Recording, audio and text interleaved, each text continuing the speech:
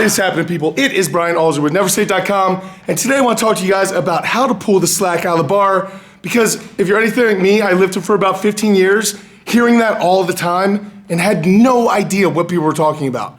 Not completely sure if any of you are like me, but I was around some people who knew a lot more than me, and all the time they were talking about make sure you pull the slack out of the bar, but it was always kind of like a very small cue that just kind of got brushed over, and I had no idea what they were talking about, so I just kind of nodded my head like, yeah, slack out of the bar, slack out of the bar. But because of my insecurity or whatever else the case may be, I never asked what it was. Thinking about this kind of has happened in many things in my life, but even thinking about something like leg drive and the bench press, forever, I had no idea what leg drive and the bench press was. It was like a mythical unicorn. I knew that people talked about it and I had an idea of what it was supposed to be. However, I had absolutely no idea how to actually do it. And I imagine a very similar thing is going on right now with pulling slack out of the bar when it comes to a deadlift or any type of exercise that you need to snap the bar off the ground like that. So like I said, I really haven't seen too many people really talk about taking the slack out of the bar, and whenever I was being taught, it was always just kind of breezed over. However, the more that I actually started looking at it, this is one of the biggest problems that I see with people's deadlifts, because if you guys thinking about it,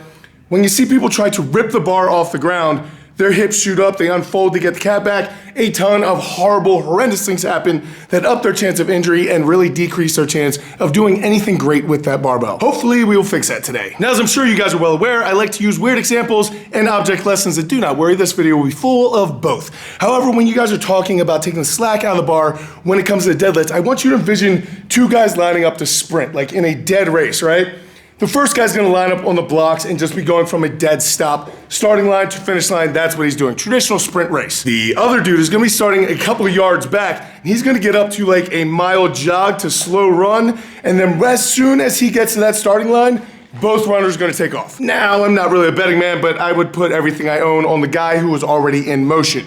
You can do this the exact same way when we're talking about pulling the slack out of the bar, because when I'm talking about pulling slack out of the bar on a deadlift, we're not talking about a little tiny motion. If you do this correctly in your setup, before you actually initiate that pull, you should be at about 25 to 30% of your 1 rep maximum power output, which means with lighter weights like 315 or 405 for me, when I get in my setup, before I even start to pull, that bar will start to hover. At least some of the plates on the inside will start to hover. And then when I initiate, everything goes at once. That's why I'm saying pulling slack out of the bar is going to be so important, because it's going to, number one, fix a lot of your other problems with your setup, but number two, it's almost like getting a head start into your race that you're gonna go, that's against gravity, that hopefully you're gonna win, but I usually don't. And now comes the object lesson. So to further illustrate my point, if you guys remember my deadlift series where I talk about how to set up for a deadlift, it's a 3-part series. If you haven't watched it, make sure that you do, because there's a lot of very useful information that this video is going to play off of. But if you guys have seen that, this will look familiar. This is an object lesson that I was using, talking about pulling the bar up in relation to your hips and your shoulder position, because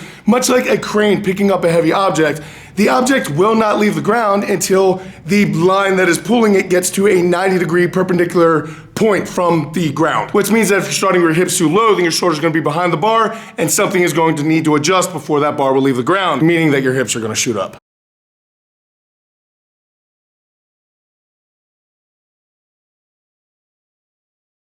And then firstly, the other side is when your hips are too high or your shoulders are too far out in front of the bar. And then when you go to lift it, that bar is going to have to drift before it can actually leave the ground, which again takes it off the middle of your foot, which is not conducive to lifting anything heavy.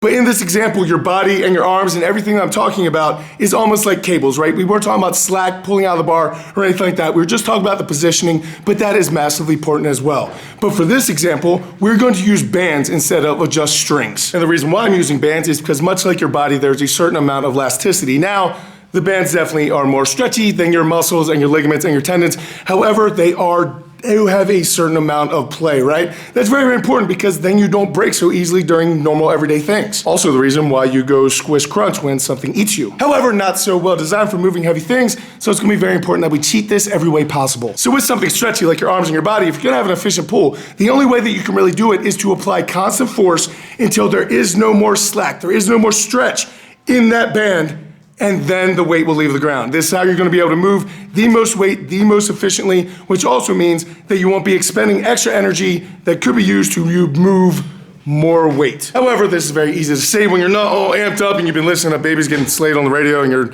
banging your head against it, whatever you guys do to get amped up for a deadlift. Which is exactly why I recommend that you execute instead of get amped up like an idiot. Because when you're so amped up, it's very tough to think, and when you don't think, you jerk on that bar. And when you jerk on that bar, basically what you're doing to those bands is yanking on them. Now, that bar is gonna have some flex, and your arms and your body's gonna have a lot of flex, and sadly, you are not strong enough to just rip that thing off the ground. So what's gonna happen is there's gonna be an equal and opposite reaction in the opposite direction. You're gonna yank up, it's gonna yank back. This typically makes your hips shoot up, it breaks your brace, your back starts rounding, bar goes forward, your shoulders unravel, you lose your lats, and then it starts to kind of equalize in this tug of war, and then your actual pull begins. And that, my friends, is no way to be efficient or strong. So as you guys can see, what looks like a little nothing cue can actually mess absolutely everything up. And I truly believe that if you get pulling the slack out of the bar down in all its terms that I'm gonna be speaking out throughout this entire video, then it's gonna fix you packing your lats, your shoulder position. A lot of things are going to go more right for you than wrong. And then literally if you go back to what I just talked about with getting your shoulders in the right position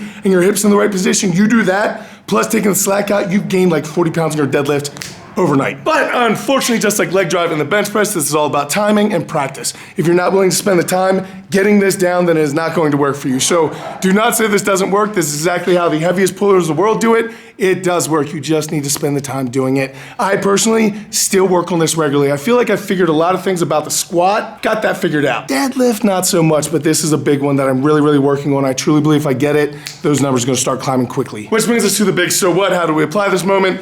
And I'm not gonna go into your setup or anything like that. Like I said earlier, I have an entire 3-part series about how to deadlift that goes into all that in depth. If you guys need to learn how to deadlift, go check that out. For right now, I'm just gonna be talking about taking the slack out of the bar and the different steps that go in there. Now, taking the slack out, like I said, if you're in the position, it should be the last thing you do before you pull because you're gonna be 25 to 30% fully engaged in your pull. The last thing that I do, once I hear that click of the bar, I absolutely know the lift has begun. So line up on the bar however you're gonna line up and make sure that you're squeezing that thing as hard as you can. If you're not squeezing the bar as hard as you can, you're leaving a lot of pounds out there. The second thing you really need to think about is your breathing and bracing. Breathing and bracing is the #1 thing about moving heavy objects. If you guys need to know about the squeezing the bar or the breathing and bracing, check out my channel. I have tutorials on all of that, but you need to have those things down.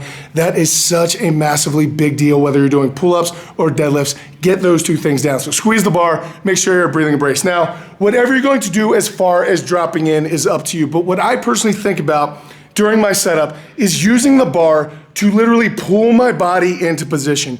I envision in my head wedging my body between the floor and that bar. Yes, I understand that that's not actually happening. But mentally, I'm visualizing literally trying to stuff myself between the floor and that bar to get as much of my body between it as possible. Also realize that all this is happening in split seconds. You need to practice a lot so it becomes second nature, but this is all happening super, super fast. But once I start wedging myself in there, the first thing that I hear is an audible click that tells me that slack is getting out of the bar.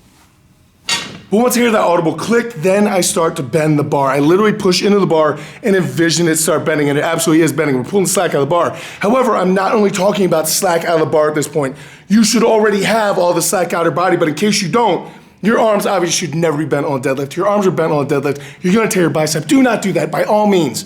Fix that before you fix anything. Never ever bend your arms on a deadlift. But then there's other parts of slack in the body, like if you're pulling your shoulder blades back instead of reverse shrugging them, that is slack that's gonna be taken out before you go. If your legs are loose whatsoever, that is slack that's gonna need to create tension before that bar is gonna leave. If there is any slack between your belly and your belt, you need to fill that with air. If you don't wear a belt, you need to have as much air in your belly as possible, because a lot of times the rounding of the back is slack of not having enough air into your stomach. There should be absolutely no slack in your body. If I took a picture of you, you should be looking like you're trying to get the most muscular pose at the Arnold. I don't even know what that means. But you're flexing a lot. Now, if you've done all this correctly, like I said, you're probably gonna be engaged about 25 to 30% of your maximum pull already. You should feel like your face is gonna explode if you have enough air in your belly and you are braced down correctly. You are literally like a person just caged, waiting to be released and freed to do what you were born to do, and that's exactly what you're gonna do, because just like that runner coming up to that starting line, all of that slack out, everything is ready to go. As soon as you hit that line, pow, everything releases. You go as fast as you can, because again, you're racing gravity, and gravity wins a lot, like Mike Tyson's punch out. All right, so again, real fast recap. You squeeze the bar as hard as you can, you get a huge belly breath, you brace that thing down, you get it set up however you want. I personally try to use the bar to wedge myself between the floor and the bar. Then as I start to drop in, I hear an audible click, start bending the bar. At this point, I know that lift has started and there is no turning back.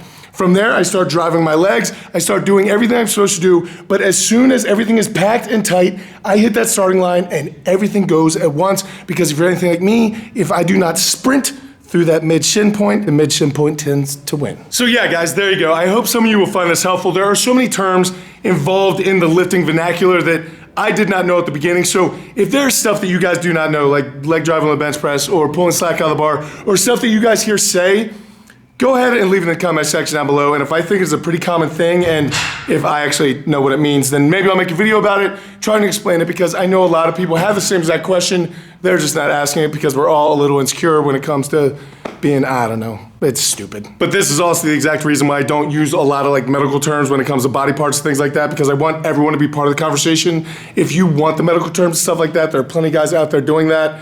I want to be able to help as many people as I possibly can, so I keep it as dumb as I am, which is an impressive level. It's pretty dumb. Anyway, guys, I thank you for absolutely everything you're doing. I will catch up with you later in the week. Until I do, guys, go out to something amazing in your lives. Keep working hard. Be nice to other people. I'll see you then.